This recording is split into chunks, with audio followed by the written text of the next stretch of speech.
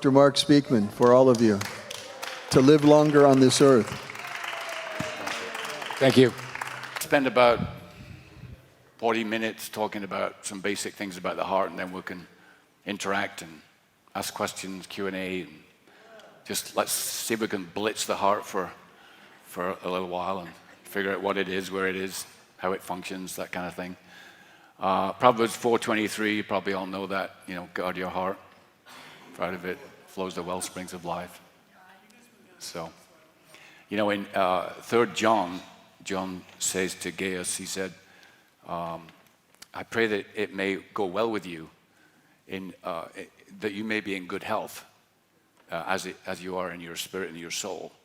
So it's really important that we try and maintain our health. Smith Wigglesworth used to say, he said, when people talk about spiritual healing, they've heard of 3 basic things. They heard Paul left somebody sick somewhere, that he told Timothy to take some wine for his stomach, and that Paul had a thorn in the flesh. And that's pretty much most Christians know about spiritual healing. Not you guys, but he always used to make this people laugh with that statement. But it's true about our physical health, I think, probably even more. So, next slide, Dave. Dave's kind enough to do so this is just a kind of disclosure. This sounds stern, but it's not. It's just something we have to do. I have no I'm not related to any drug company. I don't speak on behalf of anybody apart from myself. This is for educational purposes only. All decisions should be made in consultation with your primary physician. All decisions regarding diet, medications, exercise, cholesterol, etc. should be done in consultation with your doctor. So that's just that's actually to protect you as much as it is to protect me. Because say, for example, you're on 2 blood pressure medications, and your blood pressure is not well controlled. And after church, you say, hey, what do you think I should take next? And I say, well, I think probably diuretic. And imagine your potassium level's already super low, and I tell you to take a diuretic, and you end up passing out. And so it's not good for you that we do these on-the-fly consultations. You know what I mean? So anyway, next slide, Dave. So I got this scripture, and this, I think, goes for our health as well as our spiritual well-being. And it's in Isaiah 54:2-3.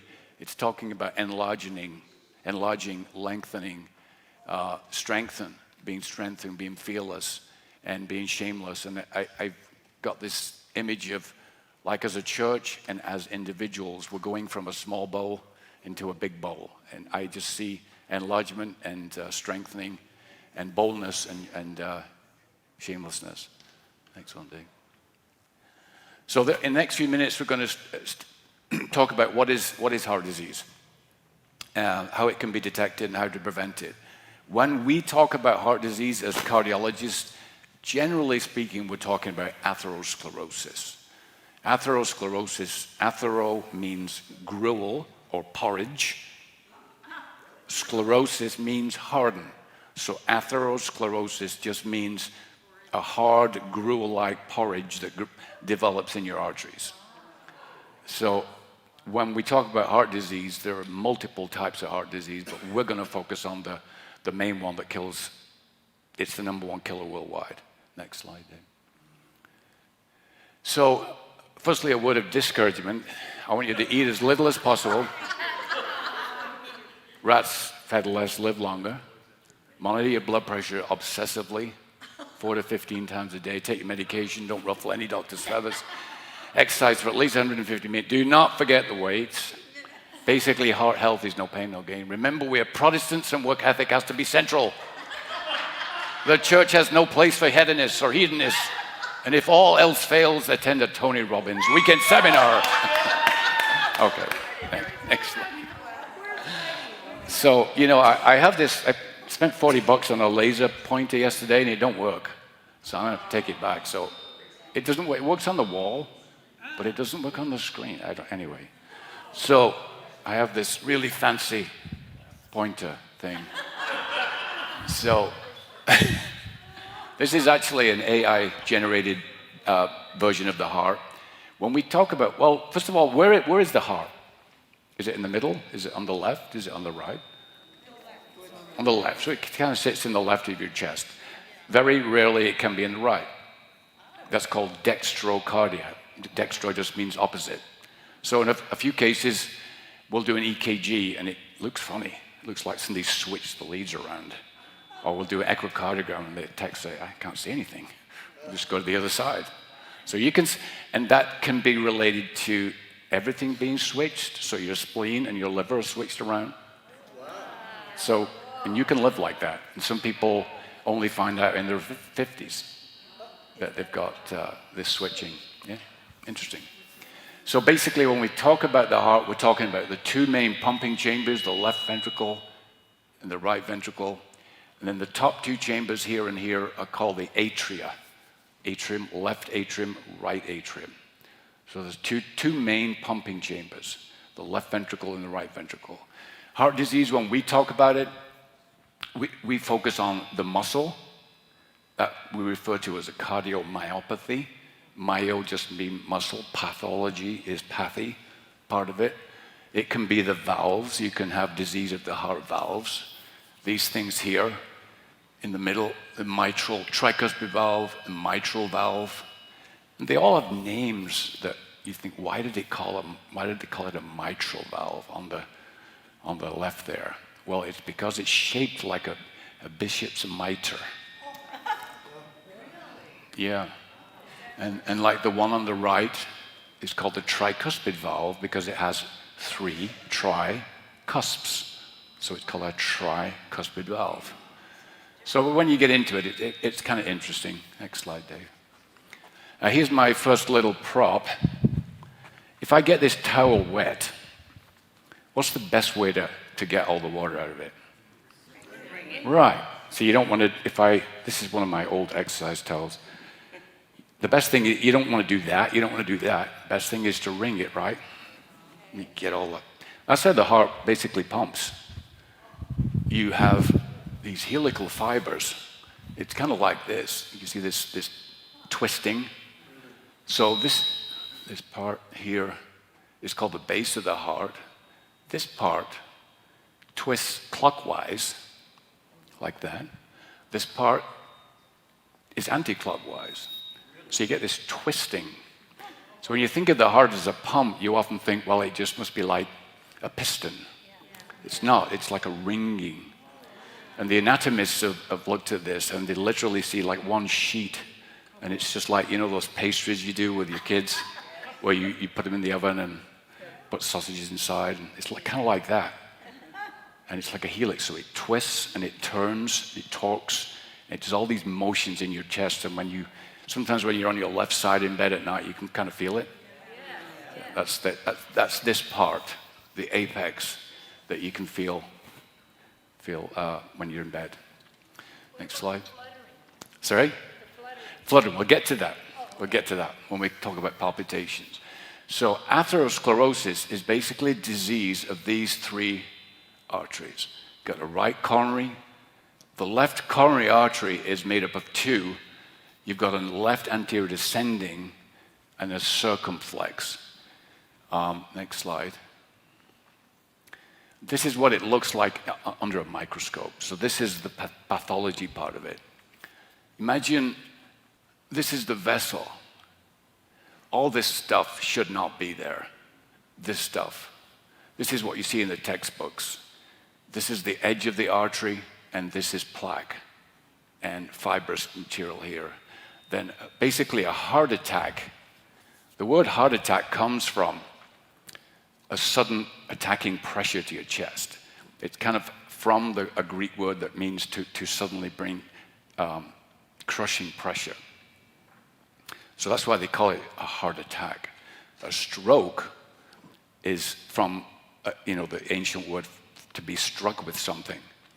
So the stroke is named because you lose your facial motion, you lose speech, you lose your function of your arm. That's a stroke. That's different. That's the brain arteries, the carotid arteries. Now we're talking about the coronary arteries. And we call it a myocardial infarction. So you get the current thinking is that over years, you get the buildup of fibrofatty material in the blood vessel, and then you get splitting of this fibrofatty area. It's called the fibrous cap. When that splits and the conditions are right or the conditions are wrong, you get a blood clot in the vessel. That blood clot can block the vessel completely and stop blood flow. That's essentially a heart attack. So next slide. This is actually a real coronary artery. This is what we're trying to avoid, right? So this is the artery wall. All this yellow, white stuff, gunk, shouldn't be there. Lumen just means the pipe through the middle. This pipe should be like here. So all of this stuff is accumulated, and this takes decades, doesn't take a couple of weeks. So next slide. This is a human aorta. This is not a Domino's pizza. Kind of looks like it. This is actually a human aorta, and this is diffuse atherosclerosis. All this yellow gunk stuff is all that fibrofatty stuff that develops in this main artery here called the aorta. So this is what we're trying to avoid. This is actually not, this is just a literal red carpet. It does look like that when you're born in a neonate. It'll like this pinkish reddish appearance. Next one, Dave. Is that on the outside of the aorta? No, this on the inside. Yeah, that's on the inside.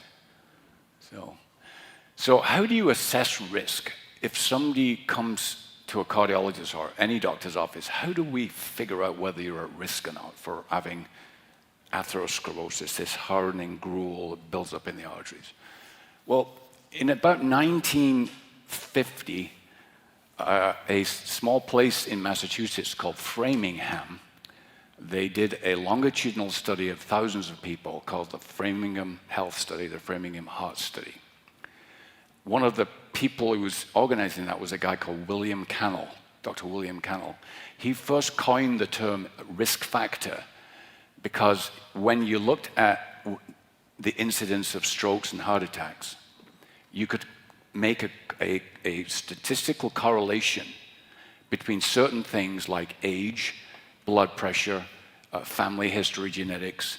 Dyslipidemia just means abnormal cholesterol regulation. You could make a connection between these risk factors and the disease itself. At this stage, they hadn't proved that those risk factors caused the disease. We have a phrase in medicine that correlation doesn't mean causation.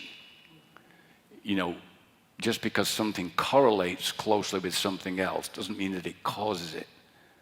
Like age, it's just a statistical fact that as you get older, you're more likely to have certain diseases. That's just but whether your age itself causes those diseases is different, right? So we get that. So we have these basic risk factors to assess risk. Do you have hypertension? That's high blood pressure. Do you smoke? Do you have diabetes, metabolic syndrome, obesity? We'll come to that in a minute. Dyslipidemia, you know, has anybody ever told you have bad cholesterol levels or, you know, high triglycerides, high this or that? Your age, you can't really change that. Genetics, you can't change that either.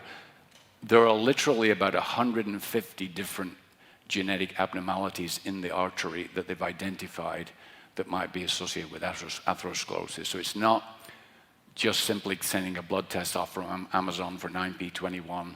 You probably heard that. It's not just sending your blood you know, you can get some information from these commercially available blood tests, but you can't really get a full risk analysis. And one thing I'm going to talk about in some detail is Lp(a). This stands for lipoprotein(a). I'm going to write that down because that's really important. And a lot of physicians have coming to realize that is lipoprotein. And it's called a because it's got a small lowercase a in the brackets. The fellow who discovered it was a guy called Kerry Berg, from Danish researcher, and he found that he was looking for an antigen Antigen is like, when you get an infection, you get the bacteria and you get the antigen that it attaches to. Well, he thought he discovered a new antigen, A, so that's why it's lipoprotein little a. Actually, he discovered this new type of lipid called lipoprotein little a. That's really emerging as a major risk factor for heart disease. So next slide, Dave. So this, I put this up to frustrate you and to show you, because this is an unbelievably complicated slide, but this is the last iteration of the cholesterol guidelines, and this is how your doctor, your primary doctor, your cardiologist, assess your risk. They use this thing called the ASCVD risk factor calculator. I'll show you that in the next slide, but what I want you to take away from this is, number one, diabetes is a high-risk category. So if you have diabetes, you're already in the high-risk category and should be considered at risk for atherosclerosis and should be treated aggressively. So this is basically we're talking about statins here, high-intensity statins. We can talk about that in a minute. And they basically have these categories. Less than 5% is low, 5 to 7.5 is borderline, intermediate, and high. So this is what we use to assess a certain person's risk. We get them we classify you based on age, and the things we just talked about, high blood pressure. Next slide, Dave. So if you go to any, you can find this anywhere, the ASCVD risk calculator, and this gives you a risk of it gives you a 10-year estimate of you having a heart attack, mainly for heart attacks, actually. What you do is you put your age in, your sex, your total cholesterol, your HDL cholesterol, your blood pressure, whether you're a smoker or not, whether you're on treatment for blood pressure, and whether you're diabetic, and that gives you that'll give you a score. You can find, if you Google that, you'll find multiple. It's very easy, so that will give you an individual score. Might be 5%, might be 10%, and then that's a way. The point of this talk is not for me to say do this, do that. It's to empower you to take the information and say, I agree with Mark on that. I don't agree with him on that, and I'm going to take that point and I'm going to work on that. So this is what this is about. It's about empowerment. The slide I showed with the exercise and Tony Robbins, that was a kind of a joke, because if people tell me to do this, that, and the other, I tend not to do it. But if I can figure it out myself, given the information, I think that's way more empowering. The old adage, give a man a fish, you feed him for a day. Teach a man to fish, you feed himself for a lifetime. So this is all about empowerment. Next slide. So what do we do when you come into a doctor's office? What are some of the things we're looking at? Well, just the basics. We were taught in medical school, you first look at the patient. Do they stride into your office looking really robust? Or they come in like that, So there's some really basic things. We always examine the patient, and today, unfortunately, the new generation of docs tend to just go straight to the tests. Show me the CT scan, show me the MRI, show me this, instead of just simply using powers of observation. With a stethoscope, you can listen to the heart rhythm. And back to Patricia's point about palpitations, this is where we listen, we talk to the patient and ask them, do you have chest pain? Do you have palpitations? Palpitation is essentially a skipped heartbeat. It's actually not a skipped heartbeat, it just feels that way. This is a sample of an EKG. This is the electrical activity in the heart. And if you, in a palpitation, you'd get a beat there, an extra beat there, a little bit of a pause, and then you'd have another beat. You don't feel that extra beat, so what you feel is ba, ba, ba, ba, ba, ba. And you think, oh, my heart skipped. Actually, it didn't skip. It added a beat. And it can either be from the bottom part of the heart, called the ventricle, a PVC, or a PAC. You probably heard those little acronyms. Beyond this, you do basic labs, you get an EKG, you do blood tests, hemoglobin, A1C for diabetes. If you go to a fancy lipid clinic, they'll do all kinds of, homocysteine levels, uric acid levels, classify your LDL, small, dense, and type A, type B. Whether that's necessary is still debated. We don't really know right now. And then beyond that, you can do some form of stress testing. So if you came, you say, look, every time I run for 25, 30 yards, I get this pain in my chest. It's not really a pain, doc. It's just like a discomfort. I can't describe it, and lasts a few seconds or a minute or two, and it goes away. That's usually described in this area, the front of the chest. It can go to the left arm or sometimes to the jaw. That's what we call angina or angina. And if you came and said you had that kind of a symptom, next thing we usually do is some form of stress testing. Now, the stress part of it is not we don't frustrate you and make you irritable. You could do that, and it's some form of either exercise or chemical stress. The exercise usually is we put you on a treadmill, hook you up to the electrodes, and look at what your EKG does during that period of exercise. Stress testing itself, to me, is kind of like testing a car by looking at the outside, going and kicking the tires, taking it on the freeway, doing 70 miles an hour for a couple of minutes and saying everything's fine. It's not a very good way of testing for heart disease. Yes, it tells you the car can move, the tires are probably okay, but it doesn't really tell you the inner aspects or the inner workings of that engine. So we're now developing new ways of figuring that out, of going directly to look at the plaque itself. Because when you put somebody on a treadmill, you increase the heart rate and the blood pressure. If you have blockages in those coronary arteries, we're hoping that will show on the EKG, on the ECG part of it. 50% of heart attacks occur in blood vessels that are not particularly blocked. So we can miss a whole bunch by not directly looking at the plaque.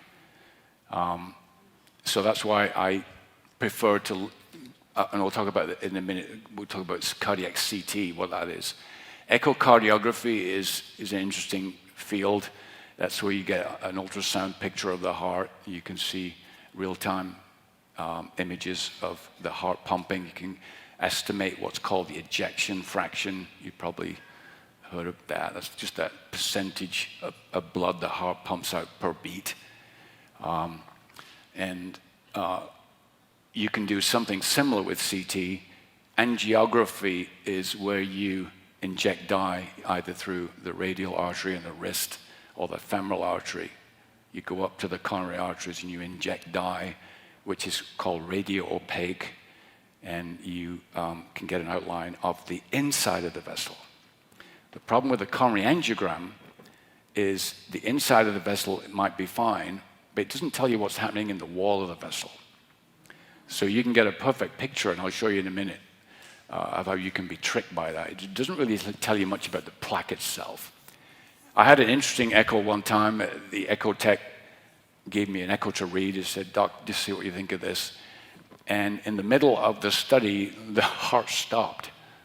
So it went boom, boom, boom, boom, boom, boom, boom, boom, stopped. I said, "Why did you?" He said, "You just have to read it. The patient died during the study." This is a very old patient expected to die, but it's like, why didn't you just tell me that the patient died during the study? Thanks a lot. Anyway, next slide. This is just what you might see on CT. There's some pretty spectacular pictures you can get. This is what they call a volumetric reconstruction. So they take these pictures A CT is where you get into, you probably all had one at some stage. You lie on a table, they take you into a big donut-shaped machine, and they take pictures. Well, you get what's called tomographic cuts of the heart, just like every few fractions of a millimeter, you get cuts. And you can reconstruct them to see the arteries. And for example, this one here is what we normally read. I'll show you, but this one, you can actually see the left ventricle here. And this is the white stuff is the main pumping chamber. This is like a side view. This is also a kind of a side view, either coronal or sagittal view. And you can see that the white stuff is the dye that they have injected into the heart for this study. And they take the pictures and you can see the function of the heart. This is like a cross-section going this way, which again shows you the heart in cross-section. Next slide, Dave. This is what you can do with CT these days. You can reconstruct an artery. This again this is about a 3 millimeter vessel. This yellow and purple is not good. This is all plaque. This inner ring, this red ring inside, that's the center of the vessel. So you can see about half the vessel is blocked. And you can tell this white, underneath this white area here, that's the actual calcium in the vessel. And you probably heard of coronary calcium scoring. When you get atherosclerotic disease in any artery, actually, whether it's your brain or your carotids or your femorals or your aorta, you develop calcium. Why do you develop calcium? It's like whenever you fracture a bone, if you look at that healed bone within a couple of months, you'll see the bones growing together with little calcium strips. It's a healing mechanism. So calcium correlates very closely with the degree of this atherosclerotic plaque buildup. It's pretty close. So that's just an example of what you can get on CT. And the yellow part is calcified. The light purple is kind of non-calcified. That's more soft, what we call soft plaque. Next slide, Dave. I'll show you a case. So it's a 41-year-old. He was a smoker. He came into the emergency room with chest pain. He didn't have any history of heart attacks or anything. Troponin, this thing here, troponin is a structural part of a cell in your heart. When you go into the emergency room for chest pain, they always do troponins. And if it's elevated, it suggests it might be your heart. His troponin was normal at 0.048. So then he was taken for a cardiac CT. So next slide. This is what we saw on CT. This is the artery, and this is as it leaves the heart. You're coming down here.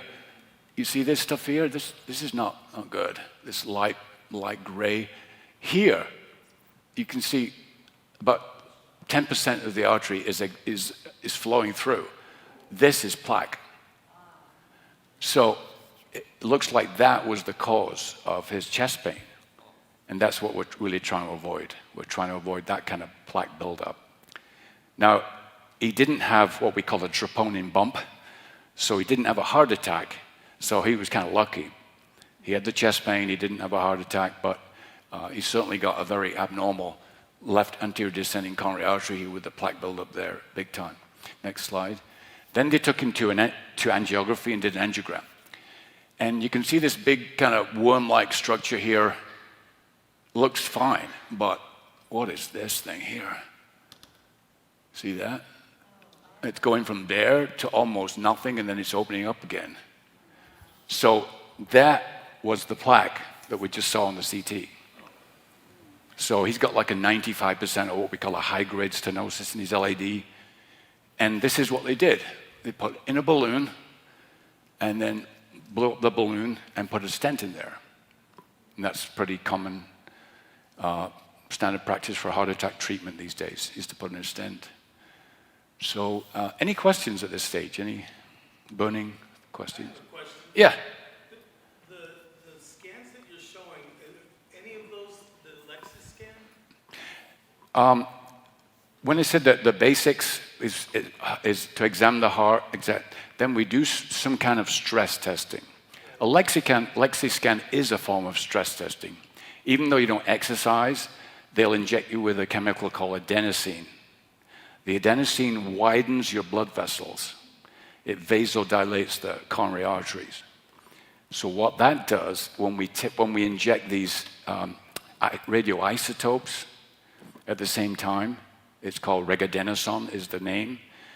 Lexiscan is the common name. The area of blockage, you can see it as a defect. The area with normal blood flow will be fine, but you see the area of narrowing as like a black area or whatever color code you want to use.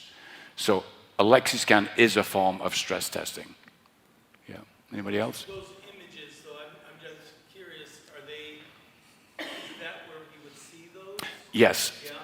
So say, for instance, this patient a week earlier had not had chest pain. Say he'd gone to his primary doctor and he'd said, well, you know, doc, I guess I do have chest pain occasionally when I walk up a hill.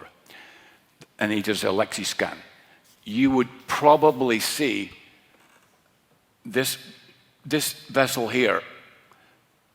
On the Lexiscan, you would see lack of blood supply when you gave the adenosine.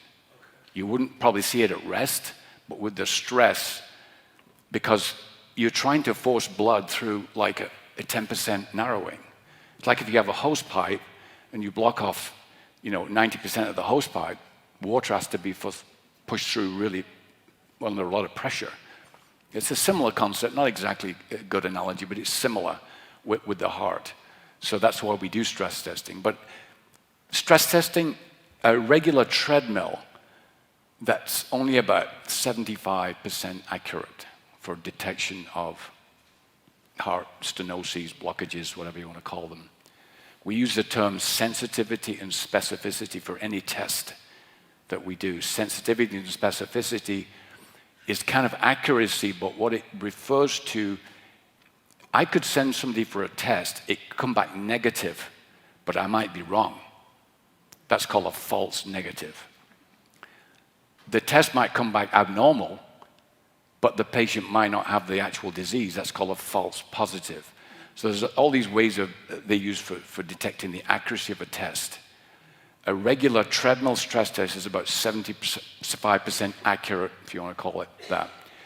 If you add in something like Eric was talking about an adenosine stress test, that goes to about 85%. And all the other things like an echocardiogram, where you walk on a treadmill, or they give you a chemical called dobutamine, which stimulates the heartbeat and contractility of the heart. Those are all in the 85 to 90% accuracy range. So my view at this stage is, why mess around with these? No, not mess around. That's a bad way to describe it. With the car analogy, you could do a stress test. You could take your car on the freeway, get to 80 miles an hour, say everything's fine. But until you look deep in the engine and see the defects, you can't really be sure that patient does or does not have this atherosclerotic buildup. Any other questions? Yeah, Janet. Will you be addressing women's symptoms? Yes, absolutely. Because I've read that they're different from men. Yeah. So once you have the plaque, do you ever able to get rid of the plaque? Very good question. That's called plaque regression. Plaque regression has been studied for a long time. Interestingly, there was a nutritionist doctor called Dean Ornish. Remember him? He actually published some really good scientific studies on regression of heart disease with a low-fat diet. In the 80s, he wrote books. I've got his books, these paperbacks. And so, so he did show that with dietary and lifestyle changes, there can be some regression. There's a ton of literature on plaque regression with statin therapy. We'll talk about statins a little bit later. People either hate them or love them, or kind of in the middle on those. So you can regress a plaque. You might think, well, does weight loss, does exercise? No, weight loss doesn't usually regress plaques. Exercise doesn't usually regress plaques, although it can make them more stable. But basically, cholesterol lowering, There's some data that says that anti-inflammatory drugs might stabilize and regress plaques, but the predominant data is mainly with the statin drugs. So that's sort of a roundabout answer. Anybody else? No. Okay, next slide. So, generally the probably average age in this room is a little bit over 50, right? So, a little over 50. So, there's an ongoing study called the PACER study. And the ESA stands for early subclinical atherosclerosis. This is not a disease that starts in your 60s and 70s. This is going on in your 10, 12, 15-year-olds, 16, 17. In the Korean War, they did autopsies of the soldiers. They found plaques in many of the 17, 18-year-old, the 18, 19-year-old soldiers who died. This is a disease that starts early. That's why prevention has to be what we call now primordial, not primary. It has to be primordial. It has to be really, really early. They've shown that mothers who have incredibly high cholesterol levels, the fetuses have arterial disease. It's not common, but this is not something that develops when you're 50, 60. In this study, the PACER study, they showed, for example, 53% of, this is 46-year-old people. Average age was 46. So this is not a disease that suddenly strikes you in your old age. This is the femoral arteries. You can see here, 55%, 75%, almost 75% have femoral artery disease. This is just a fancy way of assessing inflammation, but I just want to make the point, it starts early, so you have to start preventing it and thinking about it early. I know as a young person, I used to think, well, I can tighten my diet and do exercise when I'm older, but it's not the way it works, like a lot of things in our lives. Next one. And this, again, is emphasizing this concept of lifetime cardiovascular risk reduction. This is just showing you how we think atherosclerosis develops. Endothelial dysfunction, we think, is the first part of it. And then from there, it's kind of a cascade. And this can undulate, actually. They've shown that plaques can be quiescent for a few months, and then a patient might have a really bad spell of stress or bad diet or a lot of inflammation, influenza, and the plaque buildup can suddenly jump up, and then it can get quiescent again, and then it jumps up again. So it's a very interesting. It's not just a plaque. It's not just a curve that you just get more and more plaque as you age. It can go up, then stabilize, up, and stabilize. Next slide.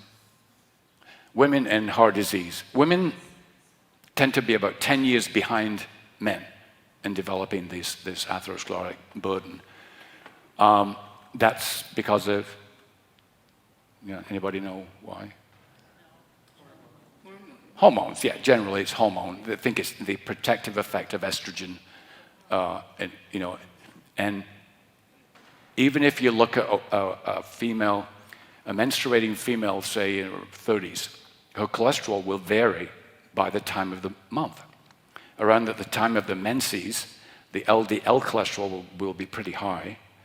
Then when you get towards ovulation, the HDL cholesterol goes up and the LDL cholesterol goes down a little bit, and then tends to go down again, and then when menstruation occurs, it goes up again. So hormones are a big part of this, of lipidology, you could say. So women tend to be 10 years behind the curve. They tend to have more of what we call plaque erosions rather than plaque ruptures. The current thinking is, remember that the artery, and there's a plaque, and then you get a thrombosis. In women, the autopsy studies or the pathology studies, they've shown that they tend to get more erosions than plaque ruptures. So that's the pathology side of it. Women also tend to get what's called stress cardiomyopathy. That's a kind of interesting thing because you can present to the emergency room with classic symptoms of a heart attack, and the echocardiogram will show the apex of the heart, it'd be like a balloon, and it's not moving. But the base of the heart is kind of still moving pretty well. And it comes from a Japanese word called Takotsubo syndrome. Takotsubo is a Japanese way of fishing for squid. So the squid goes into this trap called a Takotsubo fishing device. It's tempted in by bait, and it can't get out. So we call that Takotsubo syndrome or stress cardiomyopathy. And we see that, and it usually recovers within about 3 to 4 months. So that's interesting. Another thing that's more common in women is what they call spontaneous coronary artery dissection, or SCAD, we call it. So they don't tend to have these big widowmaker heart attacks like the men do, but you can come with little micro splits in the arterial wall. Those are called spontaneous coronary dissections. So it does. The basic pathophysiology in women is very similar in terms of cholesterol buildup, inflammation, blood pressure. The risk factors are very similar. But now, in terms of the symptoms, women can have unusual presentations. They might have some back pain. They don't tend to have the typical symptoms of the males with this crushing chest pain, left arm numbness, and jaw kind of numbness. So you can, and that's sometimes why women tend to get overlooked in emergency rooms, because they come in with more vague symptoms. And this slide just addresses some of the way that women have been, I wouldn't say mistreated, but have been biased against in some of the statin trials.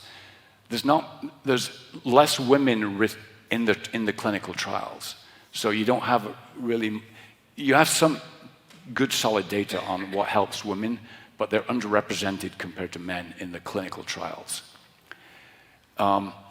They have delays in initiation of statin therapy, so they go and see doctors.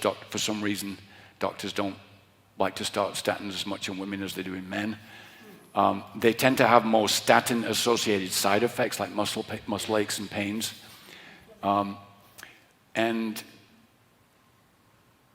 The cardiovascular risk tends to be underestimated. So that women and men in heart disease are a little different. Next slide. This is coronary calcium. See this stuff here? This white? This is calcium. This should not be there. This is the aorta. This is the left main coronary artery. This is called the LAD, the left anterior descending. This is calcium. This should not be there. Similar with this on the right coronary artery.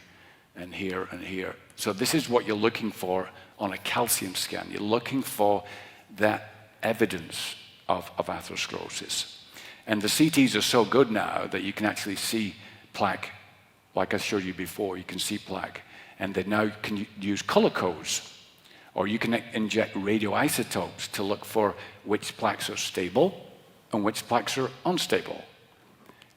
But that's really kind of research stuff right now. It's not really prime time medicine as of right now. Next one there. Let's see how we're doing for time. Good. This is another example of, this is a CT angiogram. Again, you can see this artery is here. It becomes really narrow here. All this stuff is plaque.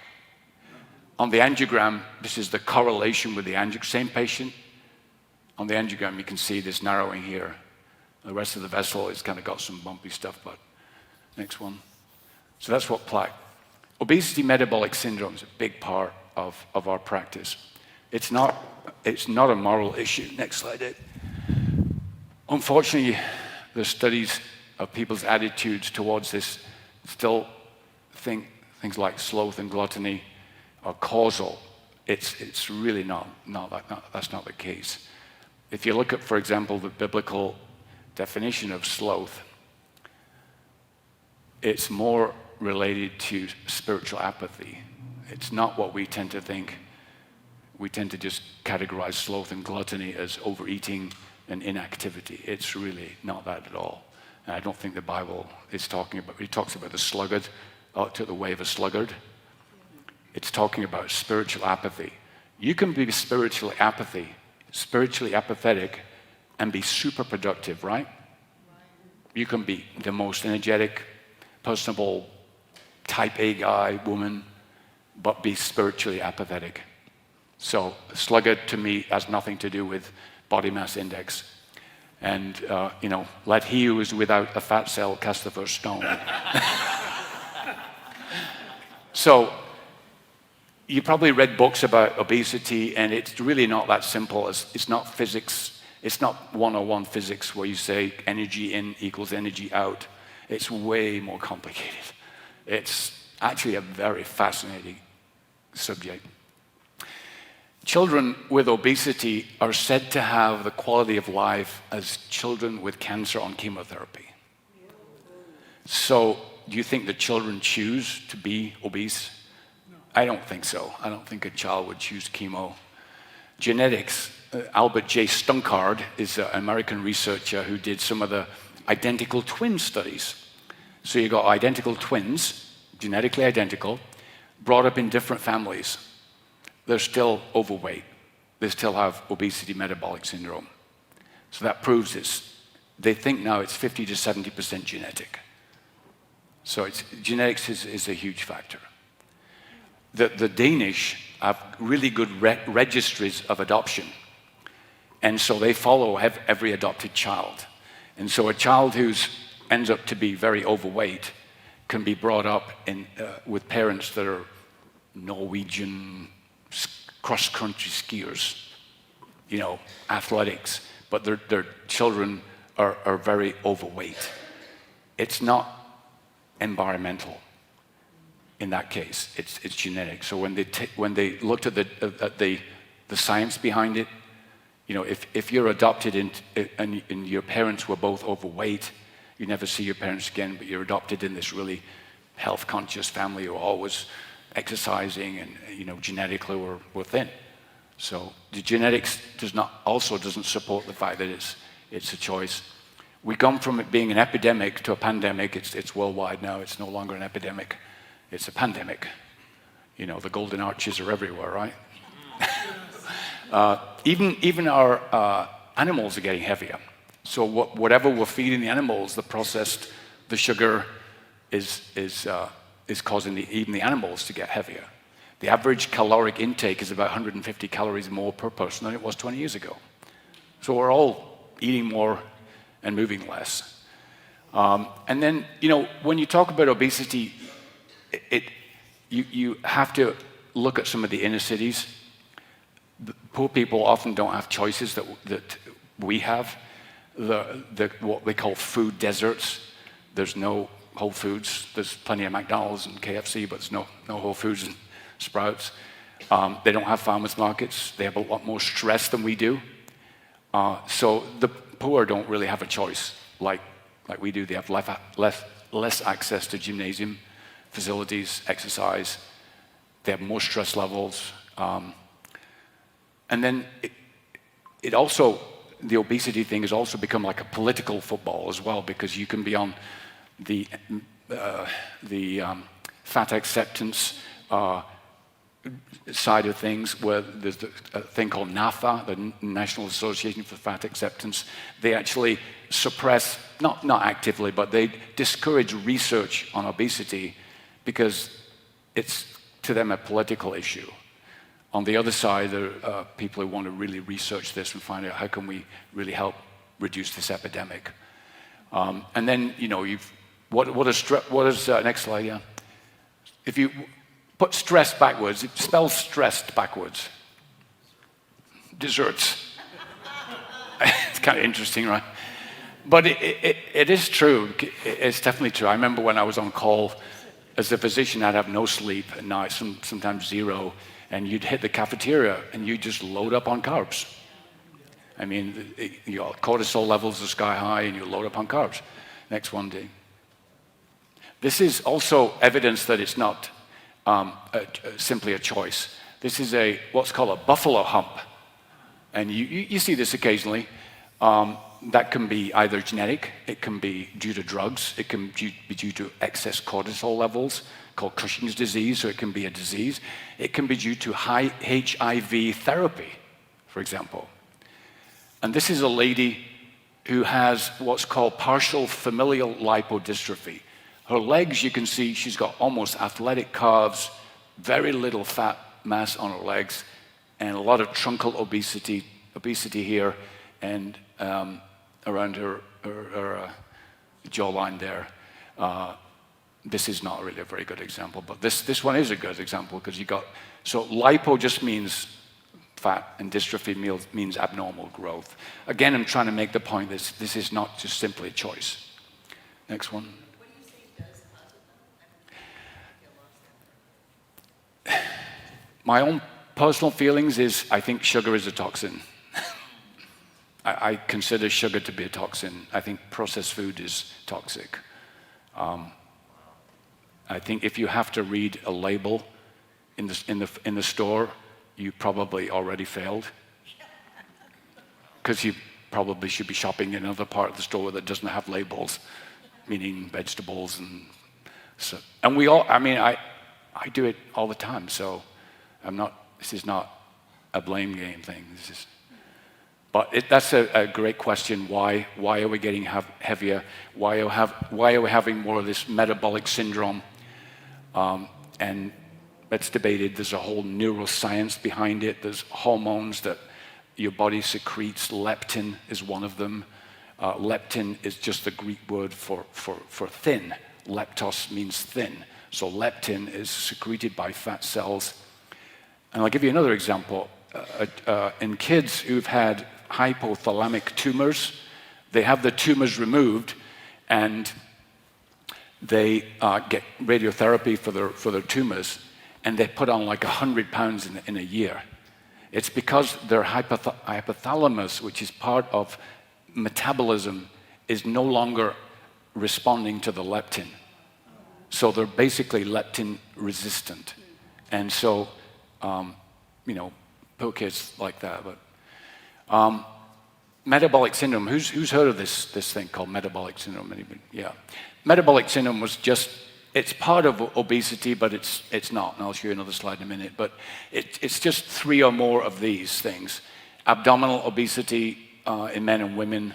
You can look at this: triglycerides, HDL cholesterol, blood pressure, fasting glucose. So this is just how we define metabolic syndrome. Next slide. So you can be obese and not have metabolic syndrome. About 38% of the 108 million obese Americans do not have this. So that would then enter this idea of, is there such a thing as healthy obesity? And that's debated as well. Can you be heavy and be healthy? Well, yes, you can. There's also a thing called the obesity paradox, where as you age, it seems like being heavier gives you an advantage if you have an illness. So there's this idea of the obesity paradox. An interesting study in mice was they have these genetically identical mice, and they fed one group of mice a certain amount of food. They had another group, they had about 75% of the food intake of the other group. The mice who had the reduced food intake lived longer. What does that prove? Well, they had another 2 groups. They had actually another group, and these mice could eat as it's called ad libitum, ad lib.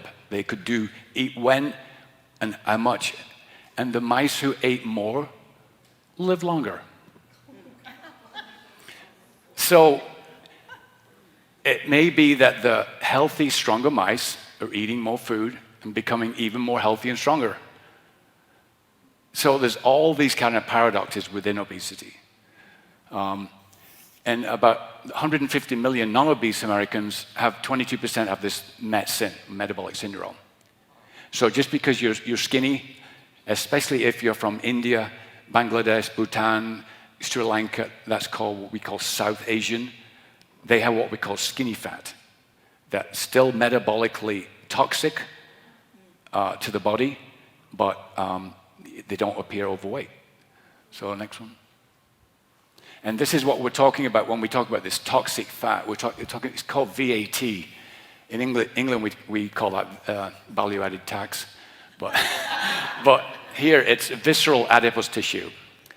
So there's that and the sat. The visceral is the stuff you can't see. It's here around your intestine, around the liver, and in the liver, there's a condition called NAFLD or NAFLD, or fatty liver. Have you ever heard of a fatty liver? That's part of the metabolic syndrome, essentially. You can have it around your heart. Every single day, I look at people's hearts, and I see these fat deposits around the heart. You can have it around your heart. You can have it around your kidneys, and you can have it around your pancreas. And so this stuff causes insulin resistance and inflammation.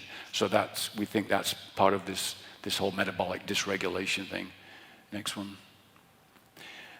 Lipids. What is cholesterol? Cholesterol comes from two words. In about 1750, there was a French chemist who was studying gallstones. And the chole part of it, the chole, the cholesterol, that just means bile duct or bile. If you've had anybody's had the bile duct removed, it's called a cholecystectomy. So the chole part of cholesterol is the bile. The sterol just means hard. The stereos means just hard. So this French scientist in about 1750 identified this hard substance in gallstones, which he called cholesterol. And the French, even if you go to the Eiffel Tower these days, one of the French scientists who discovered it, his name's written on the Eiffel Tower. So I think his name's Chevreau or something like that. But any questions about cholesterol? Kelda, yeah. I have a question about the previous thing. Yeah. Just go back a slide. I'm just wondering what your thoughts are on, you said sometimes obesity can actually help people live longer if they're older? Yeah, there's a thing called the obesity. Oh, the question was regarding the obesity paradox.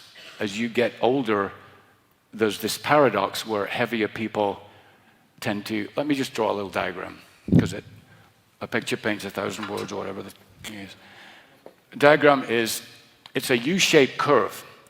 So say this is the death rate, and you get higher there, and this is body mass index. You can see the very skinny people have a high mortality rate. The extremely heavy people have a high mortality rate. The moderately obese people here seem to do better. Their mortality rate is lower. As you get older, this curve shifts to the right. So as you get older, you get a little bit heavier. At 65, a BMI of 30 might be beneficial. When you get to 75, a BMI of 32 might be beneficial. So it's tends to shift. They don't know why. I mean, logic tells you if you've got more fat supplies, more stores if you're on a ventilator in the ICU, you're better off with more fat on your body. But they don't really know why. This skinny group, if you're skinny and frail, that might represent a disease state. You might have autoimmune disease, rheumatoid arthritis. You might be just suffering from some occult cancer that you don't know about. So it is a paradox. We don't know why. Yeah. Any other questions? Can we go back to Yeah. the heart and plaque? The heart What's plaque. the consistency of the plaque? That's a very good question. Usually it's, I'll draw it again. The question was, what is the consistency of the plaque? This is the outside of the heart, of the vessel. That's the vessel wall. This is a plaque. Usually you have what's called a fibrous cap. So this is like fibrous tissue, like your skin, like a hardened skin. This area is usually what we call a lipid pool. So this is more like the toothpaste. So this can be a toothpaste consistency. This is more the vulnerable plaque is when this part, it's usually the shoulder areas, this and here, which become vulnerable through inflammation, a bout of COVID or whatever. And if this gets thinner, then you tend to get a plaque rupture, and that's when you get a blood clot, and that's the heart attack. So that's what we're trying to avoid here as well. Yeah, John. Oh, that's right. When you say that it ruptures, are you saying that toothpaste stuff comes out? It doesn't come out, but it's exposed to the flowing blood. When it's exposed to the flowing blood, the blood clots off. Because that's what happens when your skin. Imagine you burst a pimple, Yeah, if you burst a pimple in your skin, it'll bleed for a few seconds or a minute, and then it'll coagulate, right? So that's the same principle. Yeah. Yeah, Jeff. I've read articles that say cholesterol, that they say statins are actually bad for you and cholesterol is good. Yeah, okay, the question was, cholesterol is actually good for you. Cholesterol is absolutely critical for you, not good for you. Your brain is mainly cholesterol. The half-life of cholesterol in the brain, the half-life means if you start at 100, the half-life is the time it takes for that 100 to get to 50. In the brain, the cholesterol half-life is 7 years. So think of it. Your ability to memorize things from when you were 10 years old is because you have cholesterol in your brain. If you didn't have cholesterol, you wouldn't have any memories. So this, if we can go a few more slides on, Dave. I'll talk next one. Yeah, this one. That one, yeah. This is what I call the cholesterol wars. There's what we call the lipid hypothesis, which it basically is the inside of the blood vessel gets injured by smoking or high blood pressure, diabetes. That high blood pressure causes endothelial damage. The endothelial damage attracts immune cells. Those immune cells are called monocytes. The monocytes migrate to that area of damage, letting in the cholesterol particles called lipoproteins. So that's basically, in essence, the lipid hypothesis. You'll see books out there, cholesterol myths and stuff. I've looked at that, and I don't know. I tend to, from what I've read, I do believe the lipid hypothesis, which is basically that an artery is injured by whatever, then the cholesterol enters the wall, you get accumulation of lipids, and you eventually get a plaque. But Jeff is completely correct. If you go on Reddit and you mention statins, the first 50 posts will be statins damaged my muscles, statins sent my mother into a mental hospital, So the cholesterol hypothesis is this. If you feed rabbits and baboons and dogs high cholesterol, they tend to get atherosclerosis. So that's kind of pillar one. This guy, Anishkov, in the 1930s fed rabbits high cholesterol diets. They developed plaques. So is it just the rabbit? No, it's in multiple species. It's rats and baboons and orangutans. Then genetics.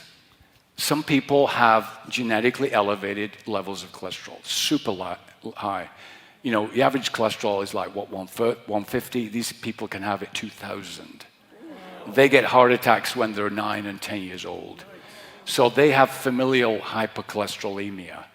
So that's the second level of evidence is genetics. People with very, very high cholesterol tend to get more plaques. People who are born with low cholesterol also tend to get no plaques. So that's kind of pillar number 2. K1, the K1 ration in World War II, I don't know whether you remember that, but I don't. My kids tend to think I was born in the 1850s. but anyway, the K1 stands for Ansel Keys. Ansel Keys was an epidemiologist who was fascinated with fat and cholesterol. So he did all these studies, and his major contribution was called the 7 countries study.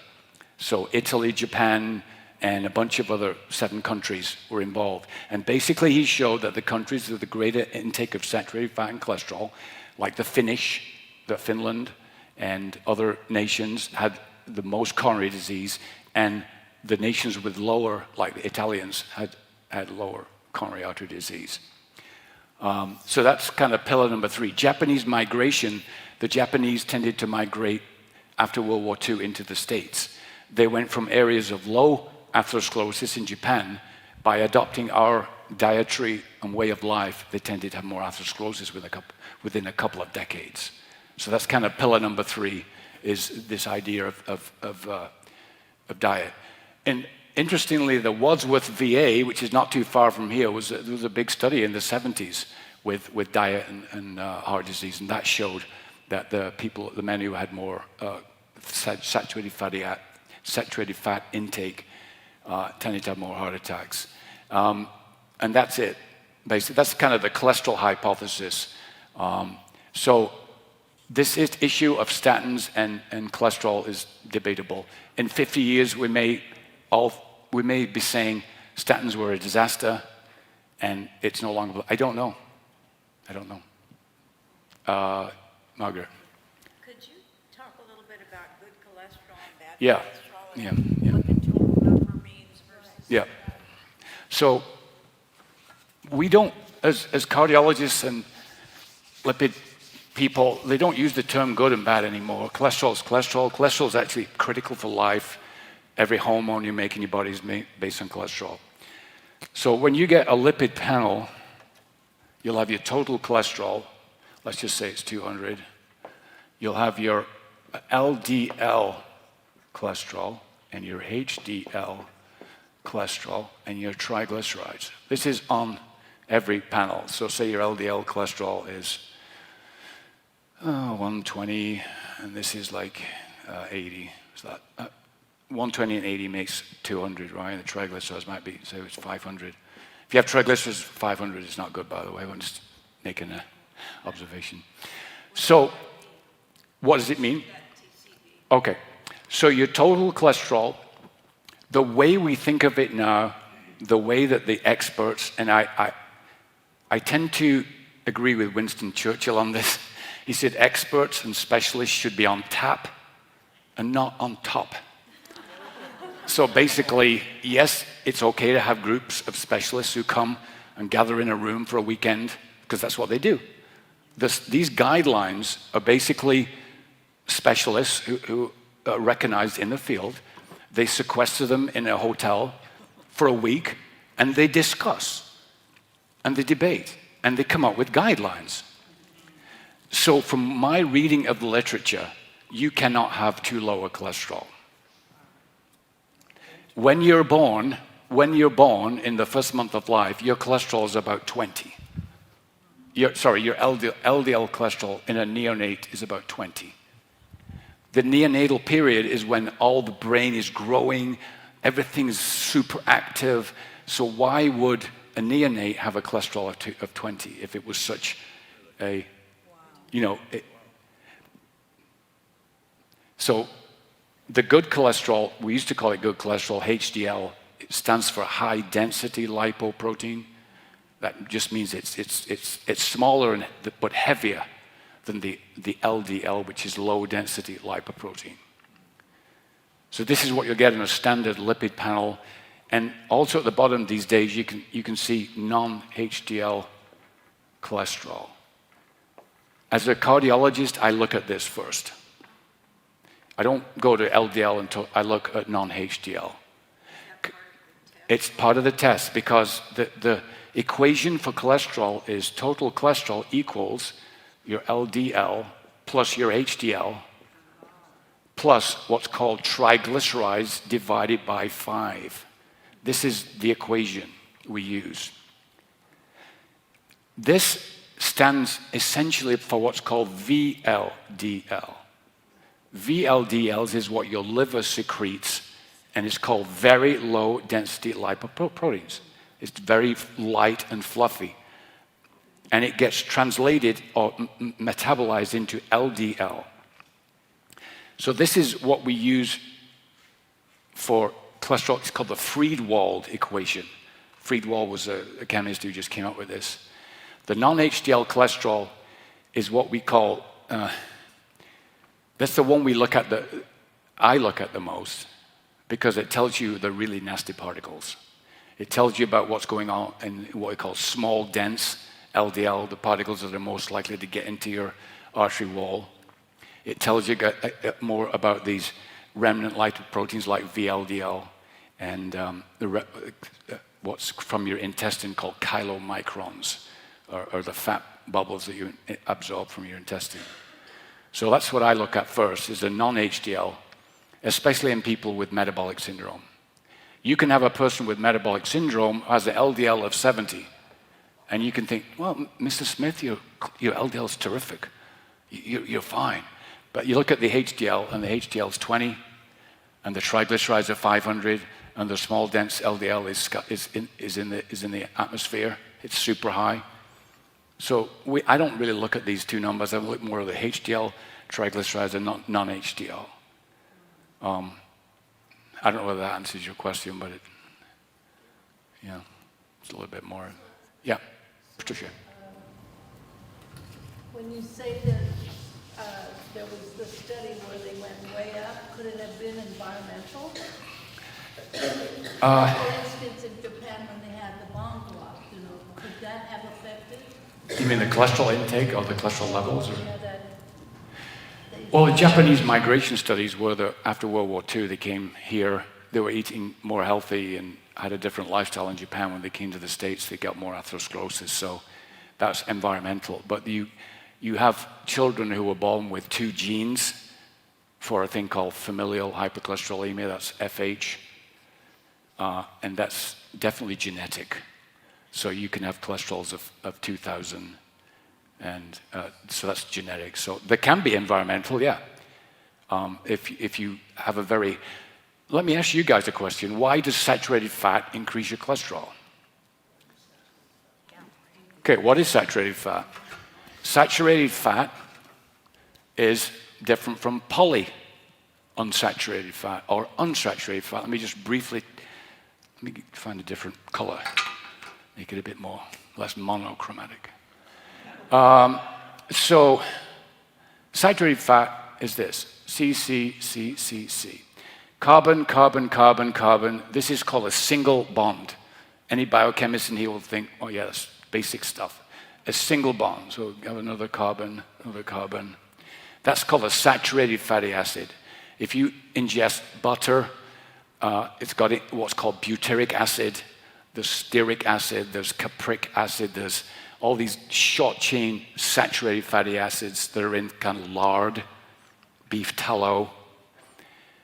A fatty acid that is unsaturated has one or more double bonds. So now you have a double bond. If you have a single double bond, that's called a monounsaturated fat.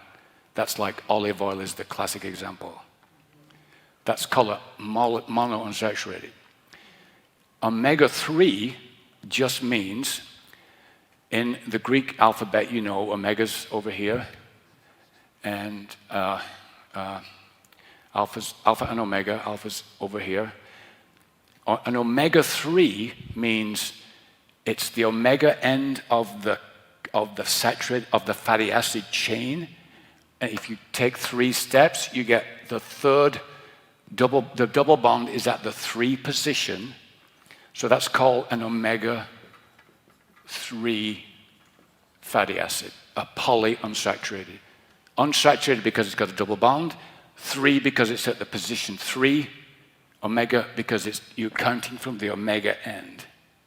So that's an omega-3 fatty acid. But that's good for you, right? It's very good for you, yeah. Okay. Because that's fish oil. That's fish oil, yeah, Okay. yeah. Yeah, John, yeah. So I guess the new movement is moving more toward the olive oil, cooking with olive oil, Right, yeah, cod oil. yeah.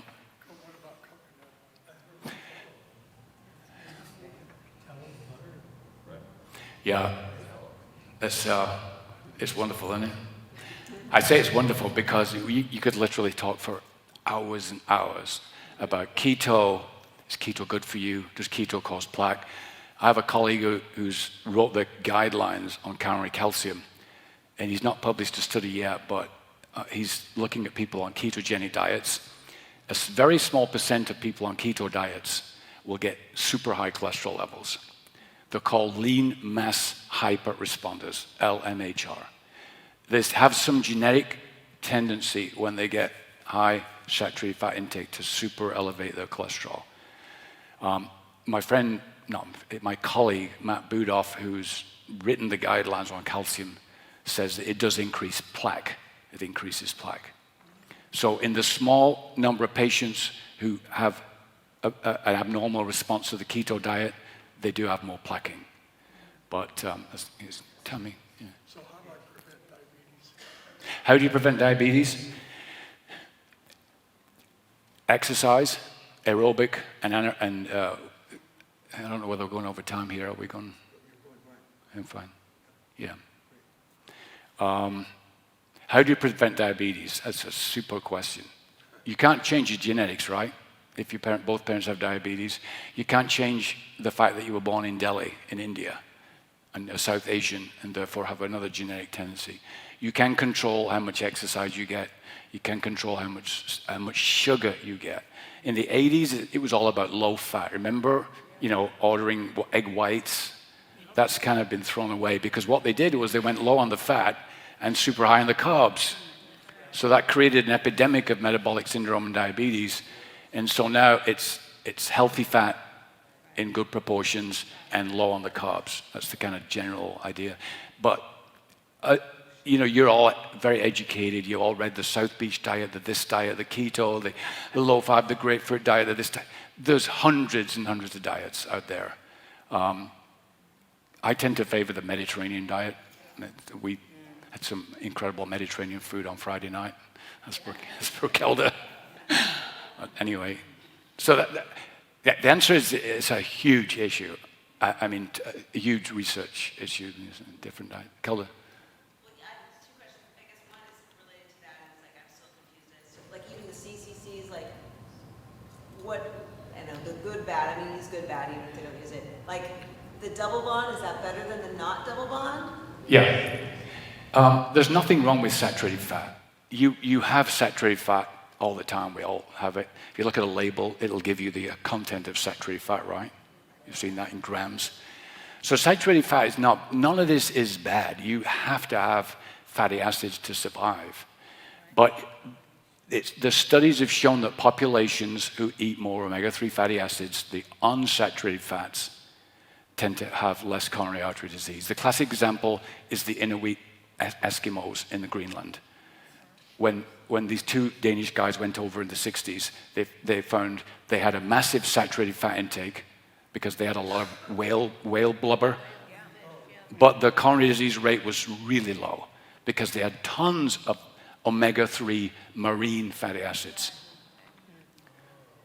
So, yeah. You mentioned cholesterol being connected with memories. So is there a connection with dementia? Again, that's a huge subject. I consider the brain and the heart completely connected. What's good for your heart is good for your brain and vice versa. This whole epidemic of Alzheimer's and Parkinson's and what they call Lewy body disease, I think it's totally one axis.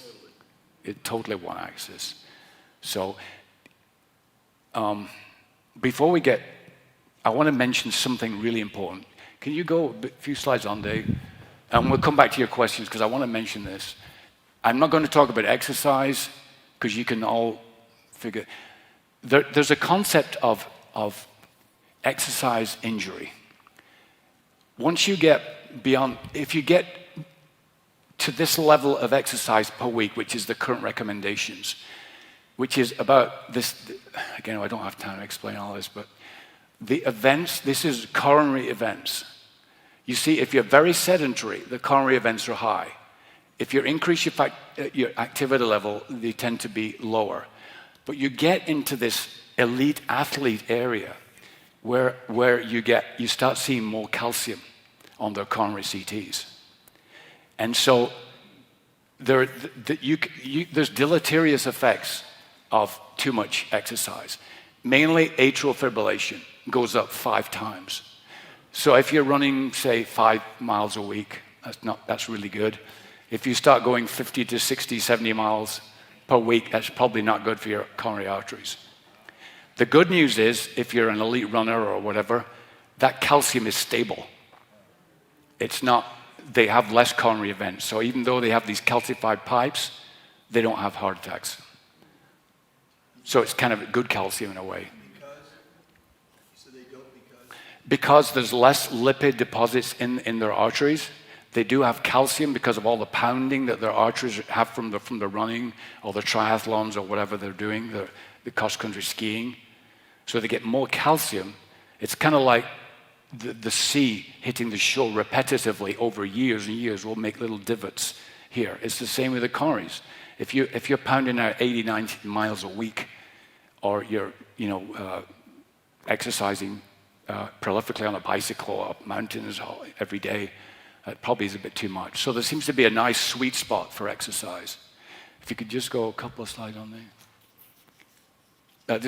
That one, just back. This just shows you that your muscle mass decreases precipitously after you get to about 75. This is your fat-free muscle mass.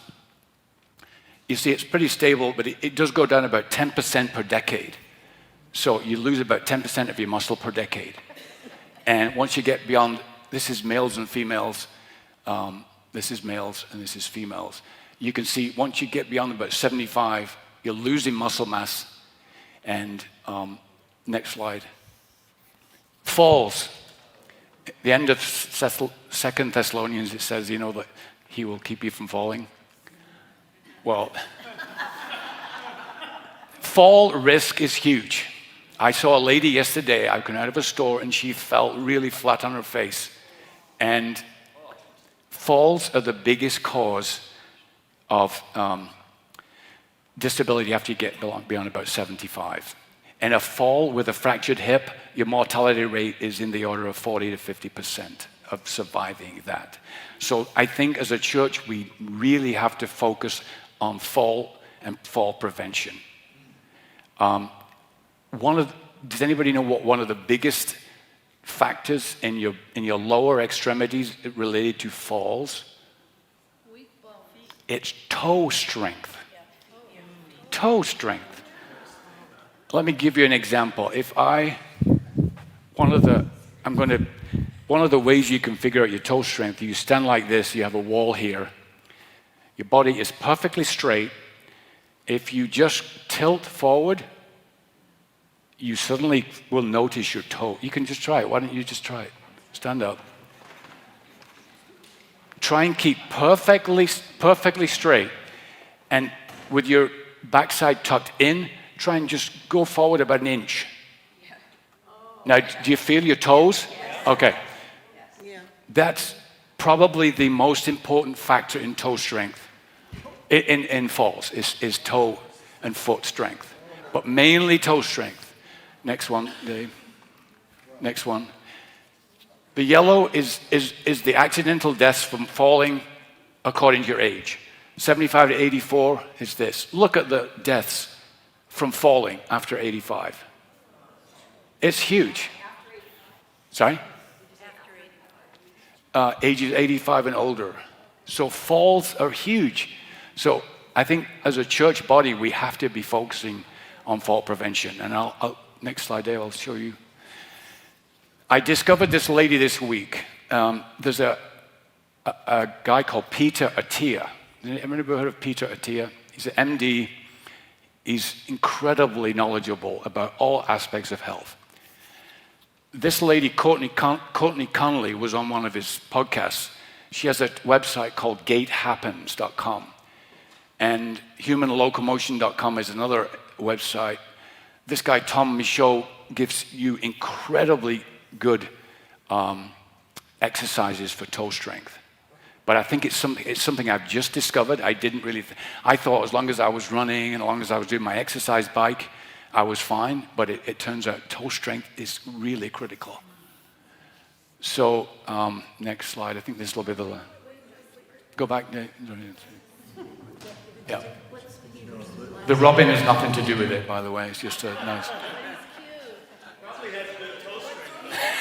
Yeah, the robin has really good toe strength. Yeah. So, Peter Attia, A-T-T-I-A. Lisa. Before you said, I want to just say one thing. It's our anniversary today. 34. But I want to embarrass her in public and say, How many years? 34. if I ever had to give proof for the existence of a God, I would say it was my wife.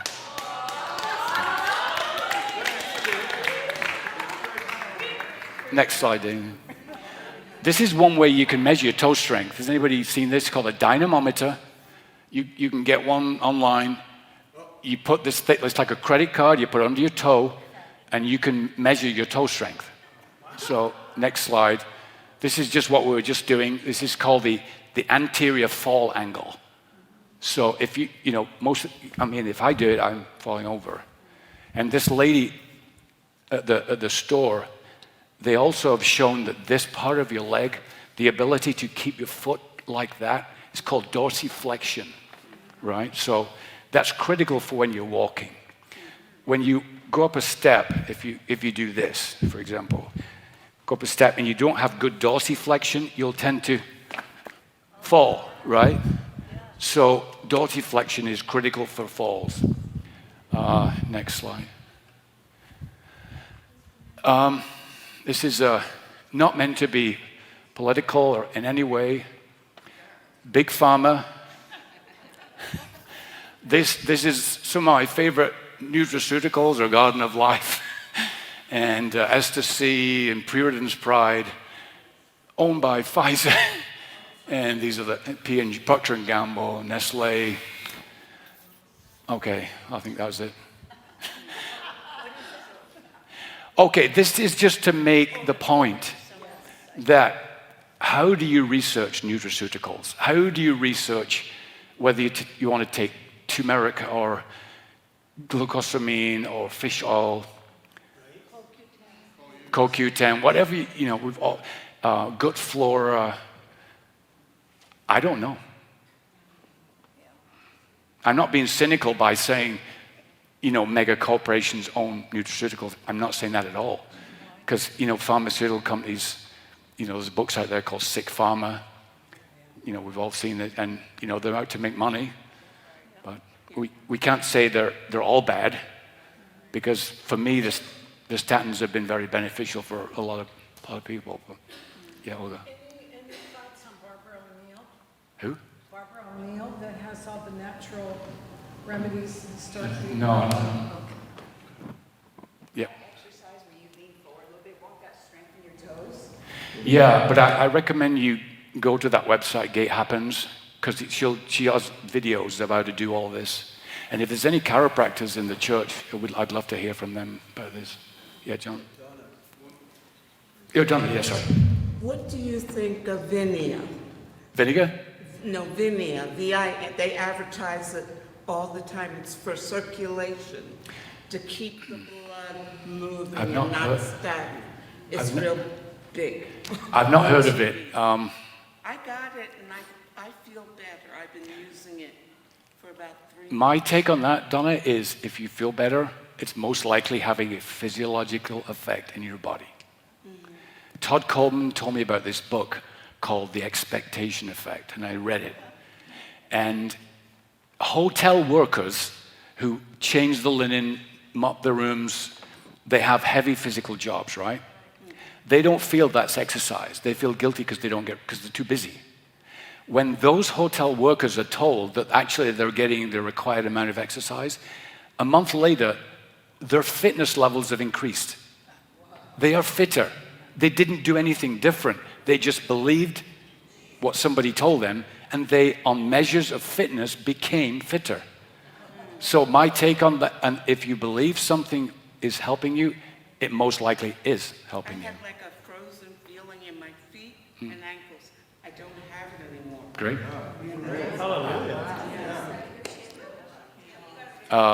John? So getting back to the toe strength, there's a couple of exercises that I was given after my surgery on my leg was the toe raises. Yeah. And standing stationary on one leg. Yeah. Just letting the muscles fire. Right. Build up, and that's going to develop your toe strength. Absolutely.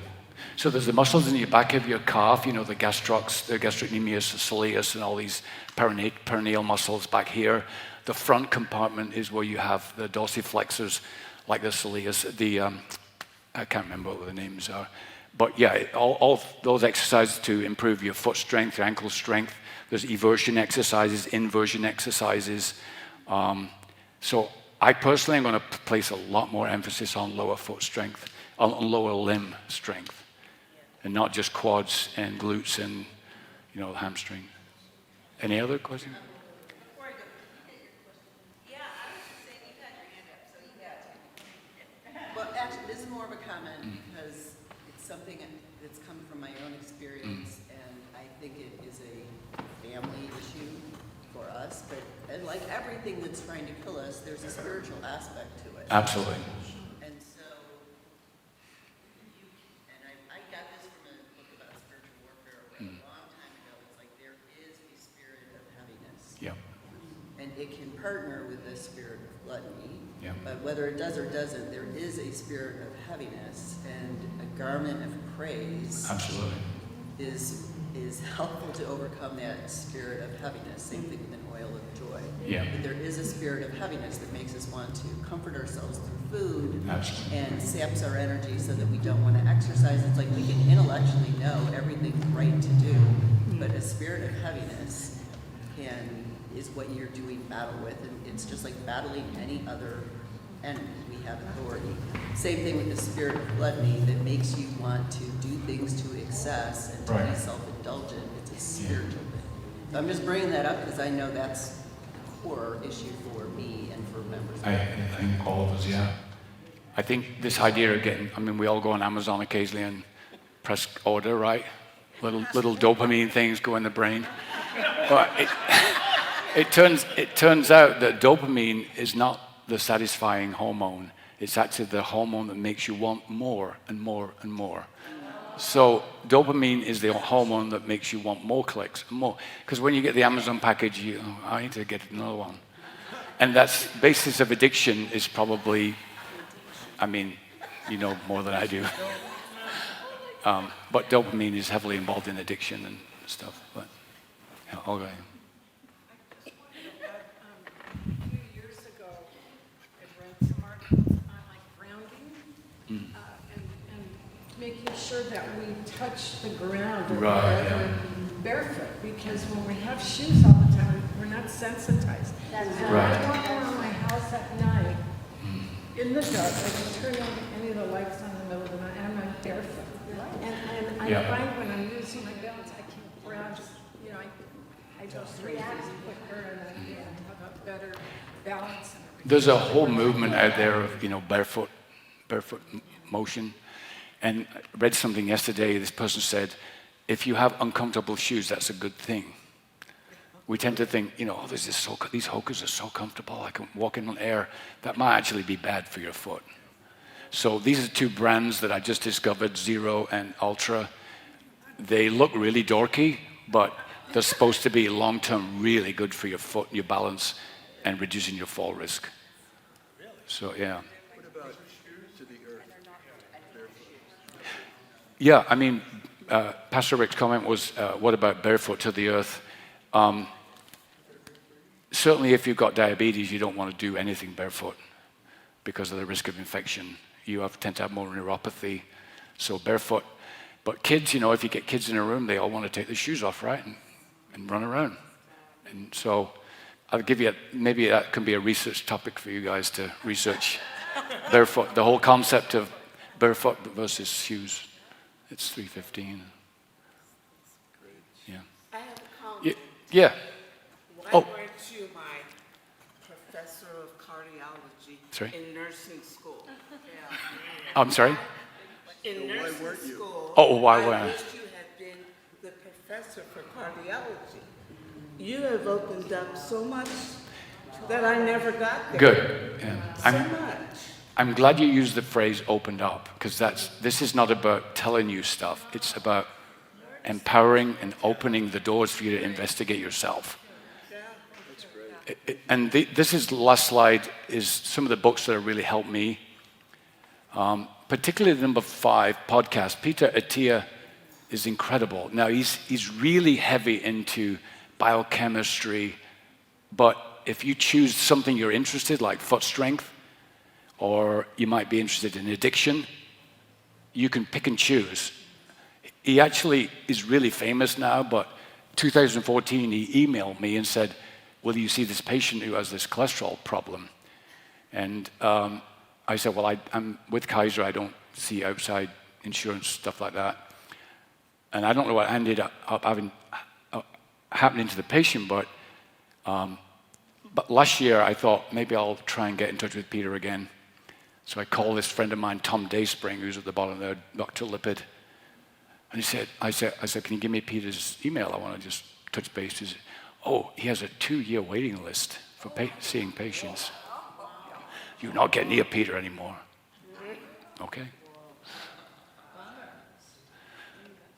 And Gary Taubes, at the top, Gary Taubes has written a lot about sugar, diabetes, diet. He's written some really good books. The second one, Fat Chance by Robert Lustig. Robert Lustig is a very anti-statin doctor, so you get a balanced approach from him. The second one, Fat Chance, is the book by an obesity code by Jason Fung's really good.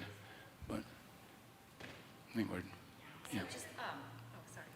No, go ahead. Speaking of like opening up our minds to new things, that's so much fascinating that you're sharing with us. They've been doing studies on the connection between like heart disease and like ADHD. So have you heard anything about that? Because I know that's kind of a newer. No, you haven't. I was curious if you had any. Could shed any light on that, because that's very interesting too. Like heart disease could be actually caused by ADHD. That's that's a new. Okay. It's interesting, when the 1994 earthquake hit, the coronary care units were filled with patients with heart attacks after that because of the stress. And most of the heart attacks on a daily basis occurred between the hours of like 4 a.m. and 12, because that's when you get up, you're moving around, your blood pressure goes up, your heart rate goes up, the stress on your arteries goes up a little bit, you tend to have more heart attacks. But it has like a diurnal variation in heart attacks. So there's times of the day when you're more vulnerable. If you have flu or the COVID, you're a bit more vulnerable. But so it's fascinating. Yeah, it's absolutely fascinating. Yeah. I just want to say thank you, man. Sure. You give me a lot of insight. Good. I appreciate it. Yeah, Kelda. I just want to make a comment. Maybe everybody's already thinking this, but we talk about the body, right? And like Dave was saying this the other night, like every part of the body is important, and sometimes it feels like the heart is more important than the thumb or whatever. But like the toe is something that we don't think, like we think, oh, the heart is important, the brain. No, our toe could save our life, right? So just thinking of that as the body of Christ, It's like, why did I happen to see a lady fall yesterday at 4 p.m.? She fell flat on her face. I mean, I felt like the Lord was saying, you need to tell them about the toes and the ankles. That's just wild. Anyway, yeah. Thank you, guys. It's really been a pleasure. Thank you so much.